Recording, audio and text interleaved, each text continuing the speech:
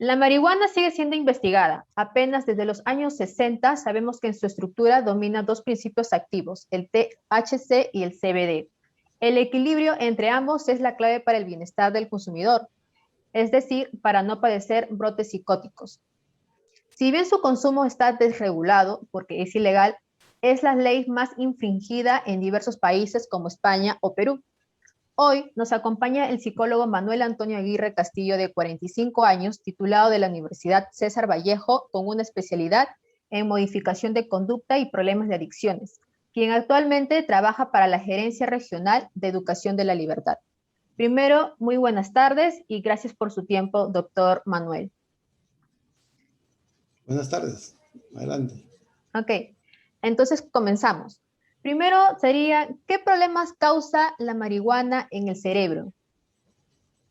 Bueno, como sabemos, es, este, es una sustancia que de manera natural es consumida por en la mayoría de los casos por adolescentes o por personas que creen eh, tener algún tipo de relajo, ¿verdad? Sin embargo, la ciencia demuestra que si bien es cierto, no genera dependencia como lo creemos, pero es una fuente de ingreso para estas, ¿no? Altera el sistema nervioso central básicamente y tiene algunos desencadenantes como, por ejemplo, nos da una sensación de alivio, de euforia, nos desinhibe, ¿no? Entonces, sobre todo, y eso lo buscan algunas personas, que tienden a buscar emociones un poco más fuertes, ¿no? O cuando quieren desinhibirse, sobre todo. Oh, sí, exacto. ¿Y consumir marihuana puede generar esquizofrenia? ¿Es un síntoma prodrómico que precede en esta enfermedad? Bueno, la esquizofrenia, pues, es un cuadro psiquiátrico que se desencadena, digamos, por varios factores. Entonces, el consumo de marihuana o otras sustancias puede acelerar el cuadro en sí. No es que la marihuana te desencadene la esquizofrenia, en la gran mayoría de los casos, porque también podría ser, ¿no? Que porque hay un estado psicótico por consumo de exceso de sustancias, ¿ya? Pero no es que la marihuana, o sea, de por sí sea el que es el causante de la esquizofrenia en sí. O sea, ya hay vectores, ya hay factores intrínsecos que predeterminan a una persona a desencadenar más rápido o más lento una esquizofrenia, en este caso. ¿Y qué pasaría si una persona que padece la esquizofrenia consume la marihuana? Ahí sí es determinante, pues. Por eso nosotros trabajamos esa área, ¿no? De conocimiento, de que el estudiante tenga el conocimiento de cuáles son las consecuencias de consumir drogas. Por ejemplo, usted en su árbol genealógico, por el lado de su mamá, usted ha investigado que no tiene algún tipo de, de familiar que haya tenido una enfermedad de repente relacionadas al sistema digestivo. Ujú. Pero por el lado de su papá, usted sí tiene varios tíos y hermanos que tienen problemas digestivos. Entonces la probabilidad es que usted tiene un porcentaje mayor a desarrollar alguna enfermedad digestiva. Igual, hay que tener en cuenta en el árbol genealógico quiénes o qué familiares han desarrollado algún estado de consumo de sustancias, en este caso, ¿no? Para poder yo tener como aspecto de alarma si es que mi cuerpo, si es que mi organismo va a responder favorable o desfavorablemente al consumo de sustancias psicoactivas. Por Ujú. lo tanto, ahí viene en su trabajo, darle a conocer a los estudiantes qué tan probable, usando solamente el árbol genealógico, es que mi organismo reaccione favorable o desfavorablemente al consumo de una sustancia. Porque muchos mitos giran alrededor de esto, pensando o creyendo de que probar está en es parte del comportamiento adolescente y controlarlo, ojo, repito, ¿no? Y entre comillas, controlarlo es parte de mi voluntad. Y muchas veces no sucede eso. Entonces, no solamente respondemos a una cuestión de voluntad cuando ya vamos ingresando al consumo de marihuana y otras sustancias. Recordemos que la marihuana es la puerta de entrada, porque llega un momento en que ya no te satisface el mismo hecho que en un inicio sentías. Tienes que agregarle otra sustancia más. Entonces, ahí genera ya lo que tú le puedas agregar, como por ejemplo la pasta básica de cocaína, que es la que más se usa. Ahí ya se empieza un asunto un poco más delicado, porque este sí es altamente adictiva y pues te destruye más rápido. Es muy importante lo que comenta, pero no me respondió la pregunta. Se lo vuelvo a repetir. ¿Qué pasaría si esa persona que padece esa enfermedad, pese a las indicaciones, decide consumir la marihuana? ¿Qué problemas tendría esa persona que padece esa enfermedad? Muy bien, es bastante delicado, ¿no? Porque la desintegración de la personalidad se empieza a acelerar con mayor rapidez, ¿verdad? Entonces la esquizofrenia, como ustedes o como nosotros sabemos, es un estado mayor de desorden de la personalidad y de todos los procesos cognitivos. Entonces, eh, en, en, los cuatro aspectos, ¿no? En la estructura yoica, que tiene cuatro aspectos: el yo físico, el yo psicológico, el yo social y el yo espiritual. Por eso usted dice que nosotros somos una unidad bio, psico, social, espiritual. Entonces, en estos cuatro aspectos, la personalidad de un esquizofrénico se va a ir deteriorando, ¿no? Con mayor rapidez que la de una persona normal que entra en consumos. Por ejemplo, hablemos de la estructura del yo físico. ¿Cómo se le deteriora a un esquizofrénico o a una persona común y corriente su salud? Por ejemplo, con mis pulmones. Yo no sé si hay algún consumidor de drogas que no tenga problemas en los pulmones, o en los dientes, o en las manos, que se van cambiando de color. Aspecto físico. Cuando ya van entrando en mayores consumos, el rostro empieza a cambiar, se empieza a demacrar. El aspecto físico ya empieza a cambiar, ¿no? La apariencia, la vestimenta. Estamos hablando de todo lo que es físico. Si ya hablamos de la parte psicológica, pues hay un montón de situaciones que a simple vista no lo vemos, como por ejemplo los estados emocionales.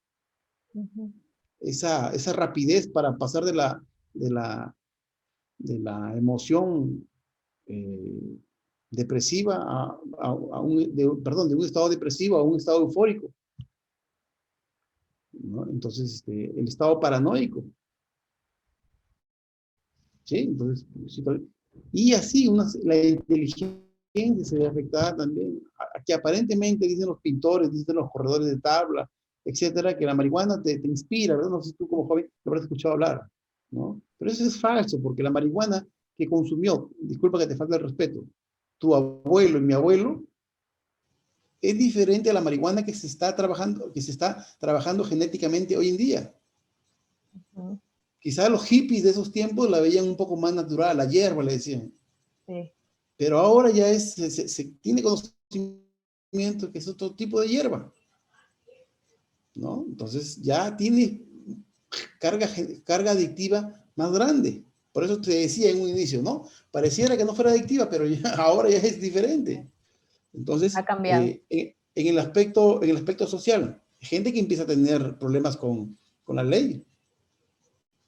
Es gente que empieza a tener problemas con la familia, con los amigos. Entonces, ahí van tres estructuras. Y la última, la parte espiritual, que poca la tomamos en cuenta, pero que es muy importante. Ya empiezan a tener una distorsión de sus valores espirituales. Por eso, el consumo de drogas es un tema muy, muy, muy álgido, muy penoso, sobre todo para las personas que no pueden decidir sobre su voluntad, que son esas personas con enfermedades mentales. Entonces ellos lo consumen. Ahora, tú quítales a ellos el consumo de drogas. Así, o sea, si tú le quitas a una persona que está con un diagnóstico psiquiátrico el consumo de marihuana, pues ellos no lo ven como tú y yo lo vemos. Ellos lo ven una amenaza contra su salud, porque tú, a cualquier persona, tú le puedes quitar, muy bien, 2 días, 3 días, dependiendo de su adicción. Empiezan a tener un síndrome de abstinencia. Y si tú no le das o le proporcionas la sustancia, pues entran en crisis. Tú le das y se tranquilizan. Y es un ciclo vicioso que se va a ir dando constantemente y hasta que no se tomen medidas bastante, digamos, radicales con esta persona para su bienestar.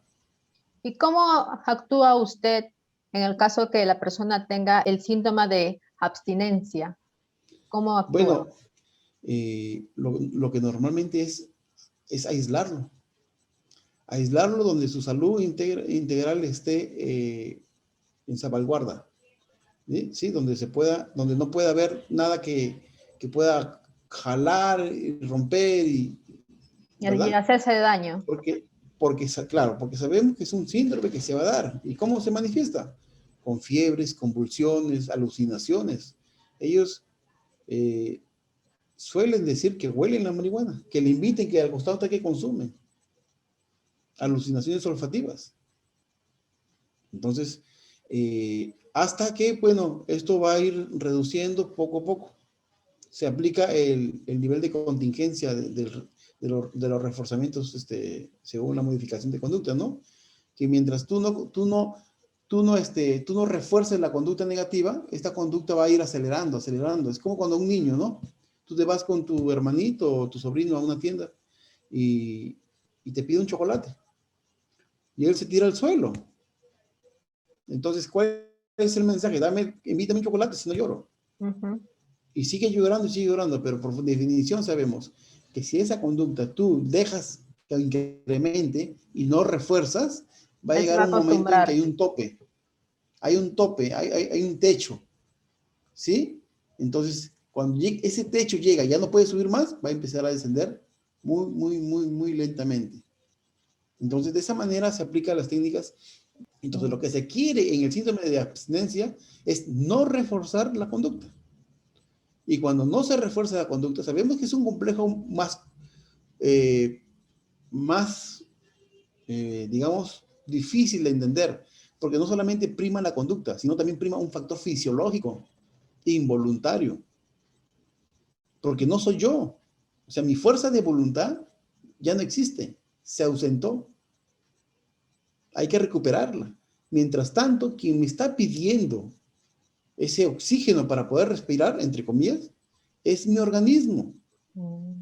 Y en el caso del tratamiento que ustedes realizan a estos pacientes que tienen el consumo de drogas, ¿hay algunos tipos de tratamiento o los Bueno, tratamientos son los mismos?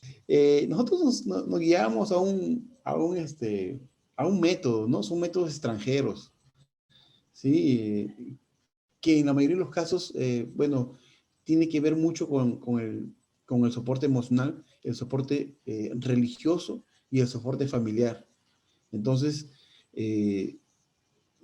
a ellos se les da la oportunidad de revalorar, ¿no? Cada respiro que dan, ¿no? Ellos trabajan, hoy día viví un día sin drogas, mañana no lo sé, ¿no? Es una manera de cómo se les enseña a pensar. Hoy día ya son las 8 de la noche, tengo que irme a dormir. Hoy día no consumí drogas, mañana no sé. ¿Por qué? Porque mañana es una lucha, una nueva lucha. Cada Entonces día. el soporte siempre va a ser tú y solamente tú, porque detrás de ti está tu familia. Pero tienes que poner como visión a una parte espiritual, cualquiera que sea tu creencia. Entonces, ahí sí empiezan a trabajar pues el tema, como te decía, ¿no? De darle valor a lo que tú respiras, a lo que tú comes, a tu familia. Porque recuerda que el que llega a un mayor consumo de adicción son personas que han perdido ya. Han perdido a la familia, han perdido a su esposa. Amistades. Y la sociedad la sociedad en la que vivimos no está preparada para comprenderlo como una enfermedad. Ellos o nosotros seguimos creyendo que ellos tienen la voluntad y la decisión de dejar las drogas. Entonces, si fuera así, te hago una pregunta. Si fuera así, ¿tú crees que el adicto no pensaría dejar las drogas porque les está haciendo daño? O sea, es una lógica muy, muy deductible, ¿no? O sea, nadie está en algo porque le gusta y sabe que va a destruir a todo el mundo a su alrededor y va a continuar. El adicto sabe que ese es el peor mundo, pero no puede salir, no tiene fuerza de voluntad. Entonces, dentro de los procedimientos para recuperar la voluntad, ojo, la voluntad, hay muchos, porque hay desde tratamientos ambulatorios, que yo en algún momento los he trabajado, y nos sirve para corroborar o para diagnosticar si es que es una persona que realmente puede ser un candidato para seguir un tratamiento ambulatorio, o sea, mejor dicho, yo acá y tú en tu casa. Entonces se trabaja, por ejemplo, una técnica del hermano mayor. Si tú eres la consumidora, yo soy tu hermano mayor, entonces tú me puedes llamar a cualquier hora ante las situaciones de consumo que se te puedan presentar.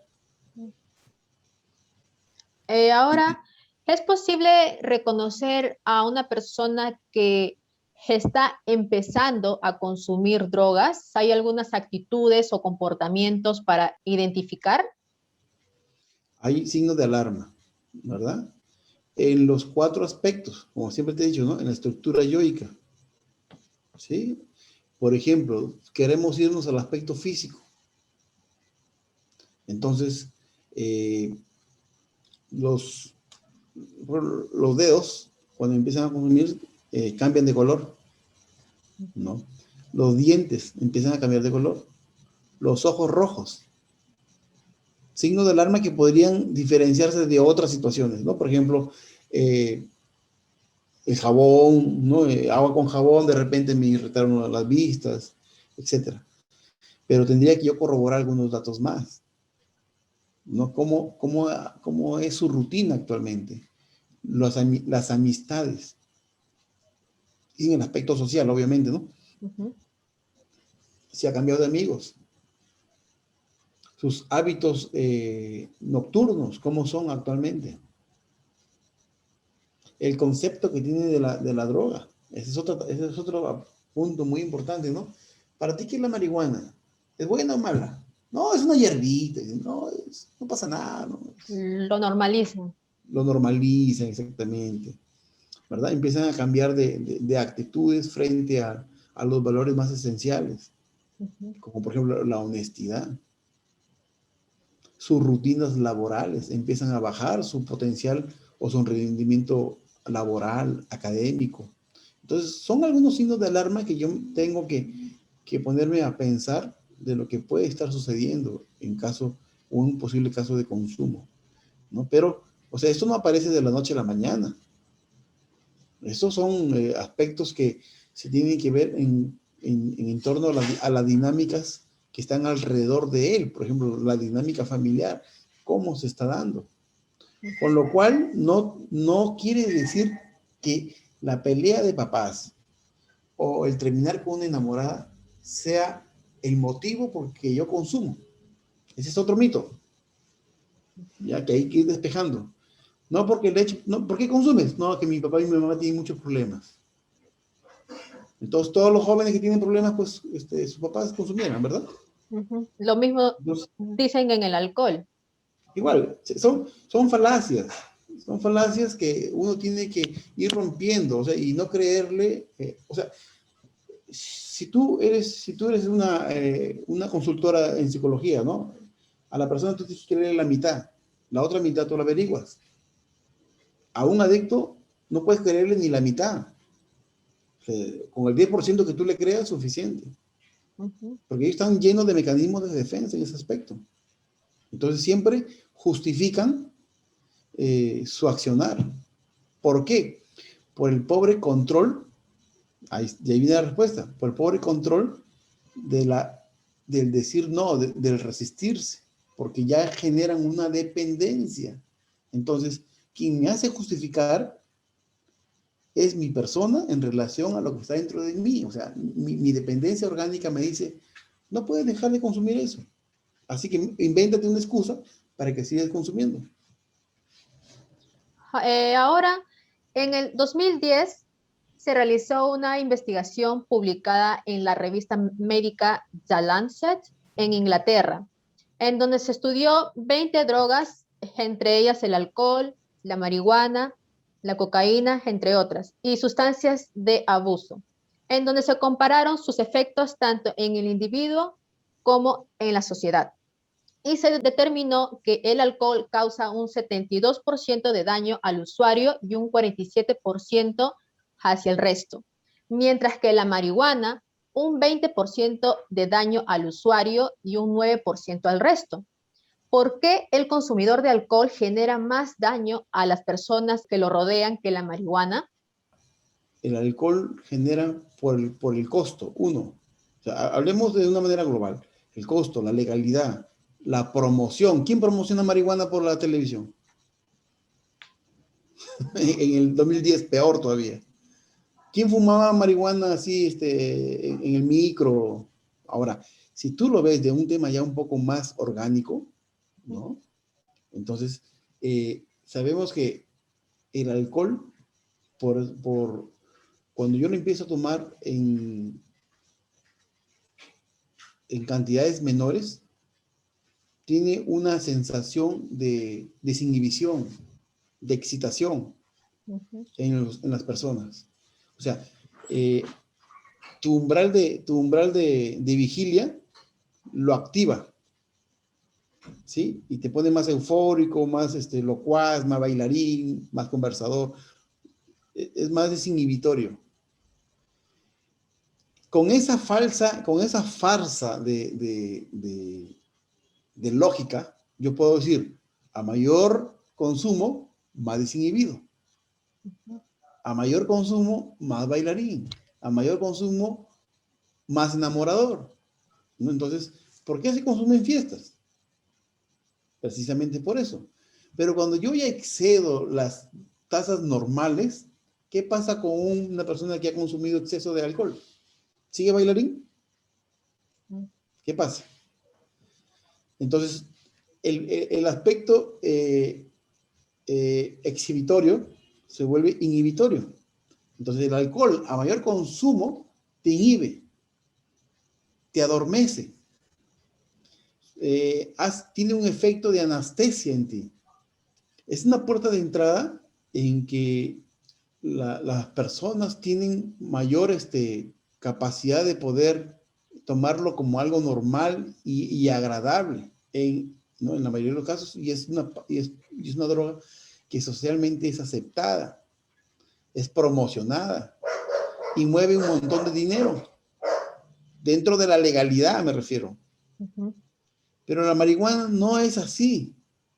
La marihuana tiene el mismo rigor que otras drogas no legales, que se tiene que traficar por lo debajo, que se tiene que consumir de manera escondida, ¿no? Entonces, recordemos que el Perú es un proveedor a nivel mundial, ¿no?, de las principales drogas que se consumen en estratos superiores, como el clorhidrato de cocaína, por ejemplo, ¿no? Entonces, hay muchas organizaciones internacionales, muchos países internacionales preocupados en invertir en salud preventiva y de erradicación y persecución y producción alternativa contra la hoja de la coca.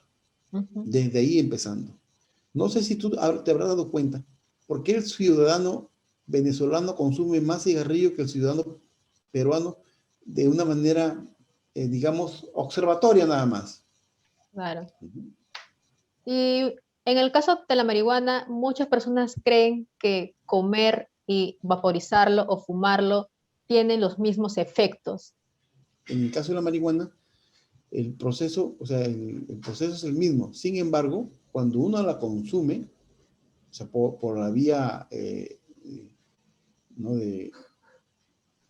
Fumándola, eh, el aspecto va el efecto es más rápido al sistema nervioso central que consumirlas, porque en algunos casos, algunas personas lo han tomado como infusión. Por ejemplo, cuando tú te tomas la hoja de coca como una infusión, es hasta agradable, es relajante, ¿no? Al sistema digestivo. Esa es la parte más natural y mejor que uno la puede consumir.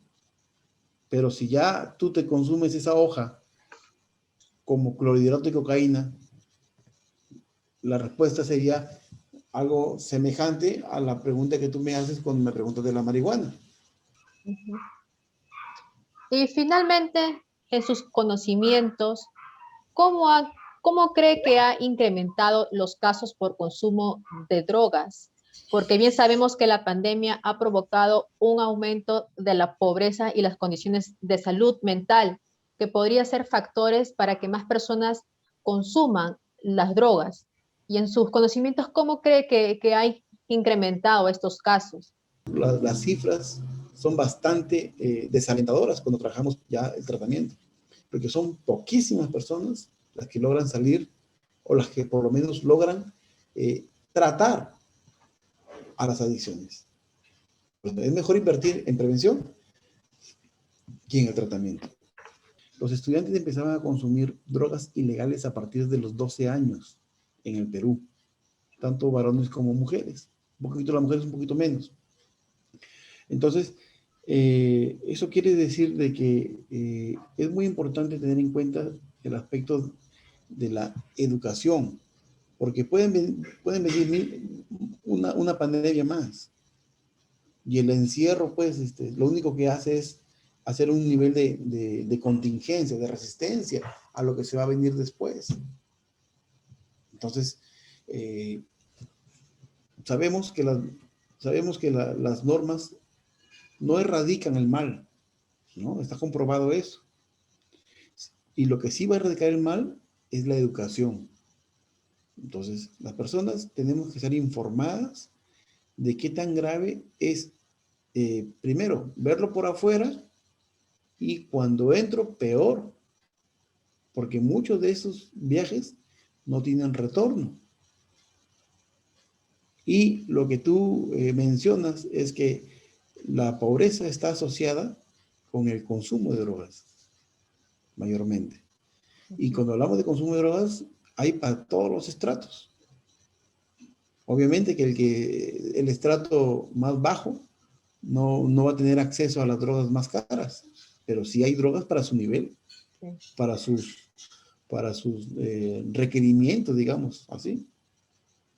Por eso es importante tener en cuenta que lo único y lo más importante aquí es poder hacerle frente al consumo de drogas es la educación. Si no nos educamos, ¿sí? Corremos el riesgo de formar mitos y creencias alrededor de todo esto, como lo hemos visto. Creer que yo tengo fuerza de voluntad siempre. Ni tú misma tienes fuerza de voluntad en algunos aspectos. Ni yo mismo tengo fuerza de voluntad en algunos aspectos. O sea, la fuerza de voluntad pareciera un término bastante común, pero esa es la magnitud que yo tengo cuando tengo que decir no, no porque entre mi capricho, sino por la convicción que yo tengo de creer lo que me sucederá si es que yo accedo a eso. Y el que no lo tiene claro, que yo puedo ser de los 10 que consumen, el 30% de los que pegan, porque nosotros llamamos los que pegan, o sea, los que ya entran a una segunda fase, de 10 jóvenes que consumen, la primera vez solamente 3 lo prueban nuevamente. Y de esos 3 armamos un 100% nuevo, y de esos 3 solamente uno pasa a una siguiente etapa. Y así, sucesivamente se va a ir amenorando la cantidad, ¿no? Si lo volvamos a 100, ¿no? De 100, 30, de 30, 10. De 10, 2 o 3, en realidad, entraron en una etapa de consumo ya no manejable. Por eso, si yo sé toda esa información, es mucho más difícil que yo pueda acceder a un consumo voluntario. Porque en la mayoría de los casos son voluntarios todos los consumos. Por curiosidad, ¿no? Pero esa curiosidad también es una falacia. Si yo estoy informado, yo ya sé cómo enfrentar esa curiosidad. Muy bien, doctor Manuel Aguirre. Le agradezco por su tiempo hacia mi persona para esta entrevista. Gracias a ti por haberme refrescado un poco los conocimientos, y de verdad que ha sido una tarde bastante agradable, ¿no? Poder compartir un poco el trabajo que hacemos, ¿no? Que hacía un poco y que estoy haciendo desde la parte de la prevención. Yo pienso que la prevención es una esquina bastante poderosa para no vivenciar lo que lamentablemente podrían ser consecuencias fatales para la juventud, ¿no? Sí, debemos de prevenir para evitar que las personas se hagan daño o hagan daño a las demás personas, ¿no? También afecta a la familia, a las amistades y también, como usted dice, espiritualmente, ¿no? Cambiamos como persona. Es un aspecto que tenemos que darle mucha fuerza, ¿no? Que se está perdiendo Yo, también. definitivamente, en todo el aspecto de nuestra integridad física, psicológica y social, la parte espiritual ha sido acuñada, mira, ya como la estructura general de la personalidad. Antes se decía la estructura biopsicosocial, ¿no? Ahora se dice la estructura biopsicosocial espiritual. Porque no solamente somos materia. A nosotros nos mueve un lado espiritual muy poderoso. Que los que tenemos salud no le damos mucha fuerza. Pero cuando te enfermas, realmente empiezas a querer creer en alguien recién. Pero también es un aspecto preventivo que tienes que trabajarlo desde las etapas iniciales. Así es. Entiendo. Muy bien, doctor Manuel Aguirre. Muchas gracias. A Fue usted, un muchas gusto. gracias. Un gusto. Igualmente, cuídate mucho. Un gusto.